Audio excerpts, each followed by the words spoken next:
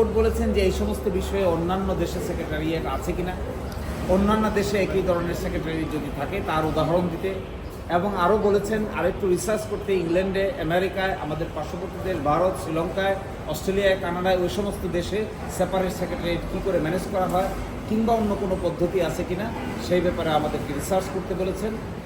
একই সাথে আমাদেরকে আরেকটি কথা বলেছেন যে ওই সেক্রেটারিয়েটটা কেমন হবে, কী ধরনের গঠন প্রক্রিয়া হবে, কী ধরনের স্ট্রাকচার হবে, এগুলোর ব্যাপারেও যেন আমরা আদালতের সামনে আমাদের রিসার্চ ওয়ার্ক উপস্থাপন করি।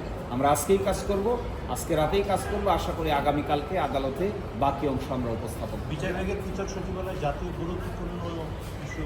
হ্যাঁ, আদালত বলেছেন যে এটি একটি জাতীয় গুরুত্বপূর্ণ বিষয় এবং এই ক্ষেত্রে অন্যান্য দেশের কী নজির আছে, অন্যান্য দেশে কীভাবে ম্যানেজ করা হয়, এই ম্যাটেরিয়ালগুলো যেন আমরা রিসার্চ করে আদালতের সামনে উপস্থাপন করি। আমরা আশা করি আগামীকালকে এইগুলি আমরা উপস্থাপন করি।